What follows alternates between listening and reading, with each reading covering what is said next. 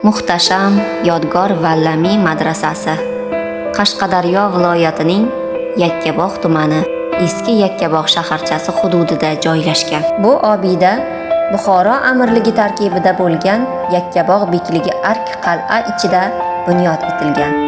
Bu madrasa Yakkabog' bekligi Beklar begi Yodgor Vallamiy tomonidan qurdirilgan. Madrasa peshtoqidagi yozuvlar uning hijriy 1238-yilda qurilgani haqida ma'lumot beradi. Ushbu sanani milodiy taqvimga o'girsak, 1817-yilga to'g'ri keladi. Madrasaning devorlari naqshinkor bezaklari bilan ziynatlangan. Manbalarda yozilishicha, madrasa peshtoqidagi forscha yozuvni sharqshunos Shitlovov bu somon namoyandalarining baland, ravoqiy toqilalardandir. Toza suv va keng havoli joyda ko'rkam qilib qurildi.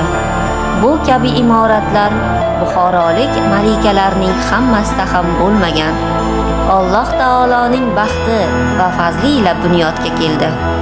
Tamomiy ixlos birla buni Yodgorning imorati dedi deb tarjima qilgan. Bu inshootning beklik tarixidagi o'rni yetarli darajada targ'ib qilinmagan.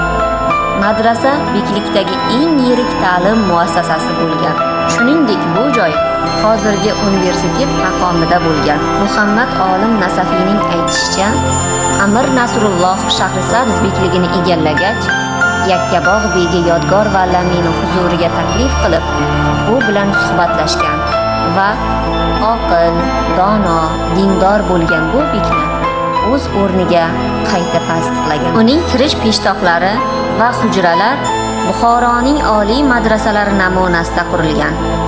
Madrasa 2 qavatdan iborat bo'lib, birinchi qavatida 23 ta, ikkinchi qavatida 22 ta, umumiy 45 ta hujradan tashkil topgan.